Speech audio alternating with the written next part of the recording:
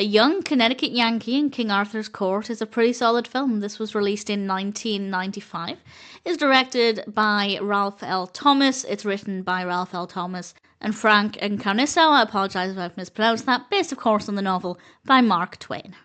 And we have a cast including Michael York, Theresa Russell, Nick Mancuso, Philippe Ross, and various others. And this is a modern version, well, technically a modern version of Mark Twain's story. I recently read the book and enjoyed it for the most part. There were many times when Twain would use about 100 words to describe something that we really could have used 5 words to describe.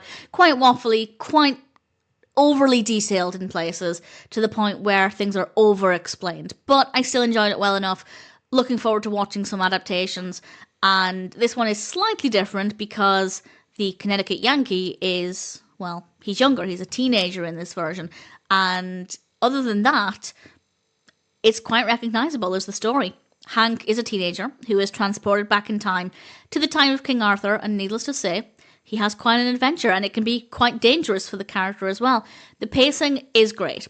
It got to the point immediately, and then the reactions to his arrival were pretty good fun. I thought the time period was brought to life in a way that was really enjoyable, with great costumes, some good locations, and some decent dialogue.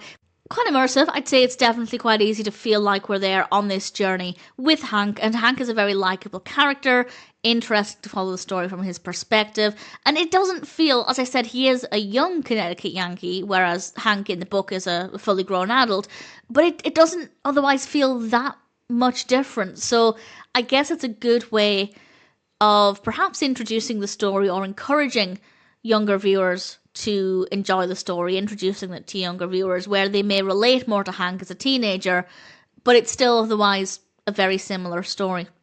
And I think that was a pretty interesting decision. Good music, good camera work, decent dialogue, some good character interactions. I would say it's a fun way to enjoy the story. And as I said, I did like the story. I do think that there were many scenes that were drawn out and some things were over-explained. That being said, the last few chapters felt really, really rushed. So the pacing isn't the best, but in terms of this film, I think it focused on some really great moments.